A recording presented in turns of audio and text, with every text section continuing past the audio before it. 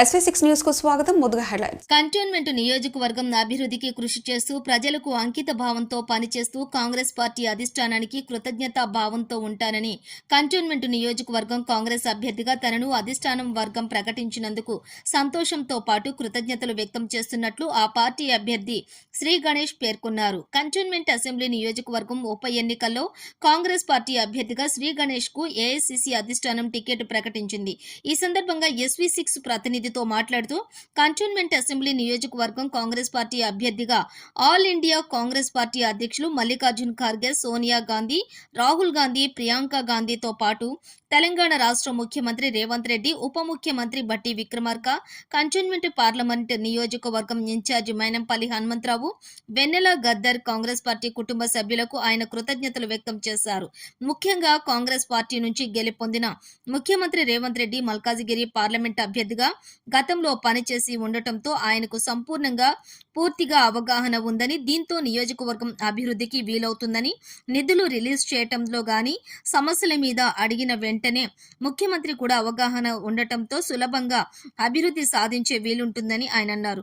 Cantonment ప్రజలకు సేవాభావంతో ముందుకు వచ్చిన నాకు ఈసారి 30,000 మెజారిటీతో విజయాన్ని చేకూర్చి ముఖ్యమంత్రికి గిఫ్ట్ గా ఇవ్వాలని ప్రజలు కోరుకుంటున్నారని అన్నారు.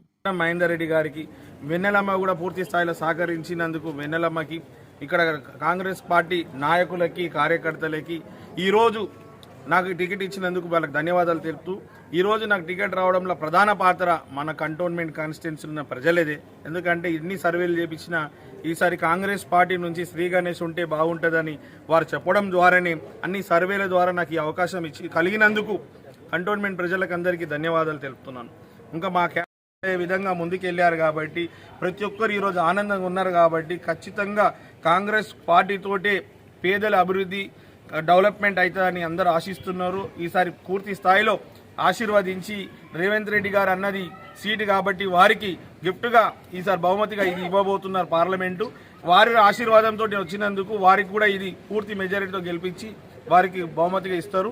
పూర్తి స్థాయిలో నేను డెవలప్మెంట్ చేస్తానని హామీ ఇస్తున్నాను. ఆల్రెడీ మీరు ప్రజలలో ఉన్నప్పటికీ అధికారికంగా ఎన్నికల ప్రచారం ఎప్పటి నుంచి చేయబోతున్నారు? మీరు ఇమీడియట్గా ఈ రోజు మా పెద్ద సభ ఉంది కదా, ఇవాళ చాలా గొప్ప విషయం ఏంటంటే సెంట్రల్ పార్టీ వాళ్ళు సెంట్రల్ మేనిఫెస్టో నిన్న ఢిల్లీలో రిలీజ్ చేసినా కూడా ఇలా ప్రజా ముందు చేయడం కూడా మన తెలంగాణలో ఎంచుకోవడం, తెలంగాణ 10 లక్షల మంది ఈరోజు ఆ సభకు హాజరు కావడం, అందులో మేము భాగస్వామ్యం కావడం చాలా సంతోషకరమైన విషయం.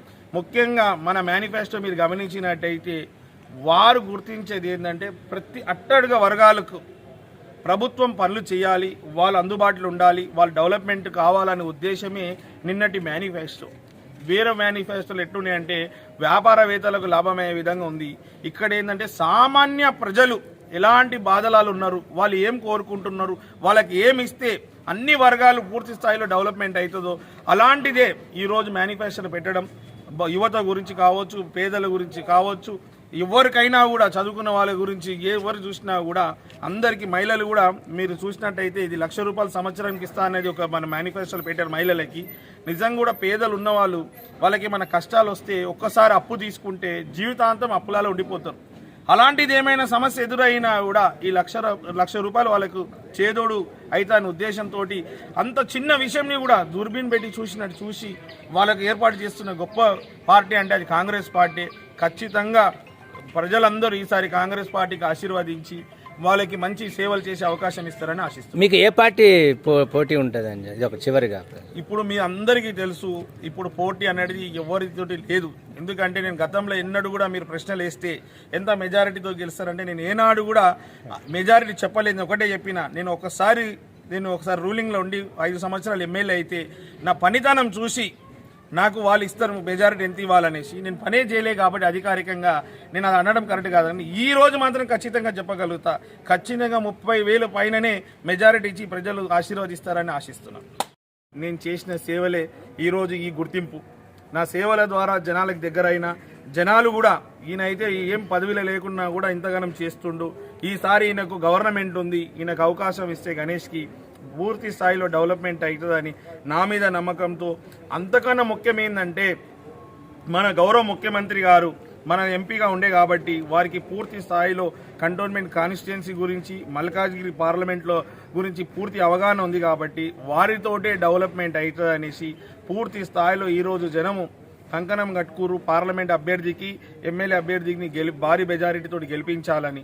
ఎందుకంటే ఎన్నో సంవత్సరాల నుంచి మనం చూసాం, గత 10 సంవత్సరాల నుంచి బీఆర్ఎస్ ప్రభుత్వం ఉన్నప్పుడు అక్కడ కేంద్రంలో బీజేపీ ప్రభుత్వం ఉన్నా కూడా మనకు ఎన్నో ట్రాఫిక్ సమస్యలు ఉంటే మన ప్యారడైస్ నుంచి ఆదిలాబాద్ పోవాలా, కరీంనగర్ పోవాలన్నా కూడా అటు దిక్కు మీకు నిజామాబాద్ దిక్కు పోవాలన్నా కూడా బోయిన్పల్లి నుంచి తాడుబంది మీదకెళ్ళి నిజామాబాద్ పోవాలన్నా కూడా రోడ్డు విస్తరణ లేక ఈ కంటోన్మెంట్ భూమిలు ఉండి డెవలప్మెంట్ కాక రోడ్ వైడనింగ్ కాకుండా ఎన్నో యాక్సిడెంట్లు ఎంతో ట్రాఫిక్ సమస్యలు ఉండేది. అలాంటి గత 10 సంవత్సరాల నుంచి ఉన్న సమస్యలు కేవలం 100 రోజుల్నే ఆ సమస్య పరిష్కరించి ఎక్స్చేంజ్ ఆఫ్ ల్యాండ్ కింద ల్యాండ్ ఇచ్చి మనకు భూమి పూజ చేయడము, ఆ ఎలివేటెడ్ కారిడార్ కూడా చేయడము చాలా గొప్ప విషయం.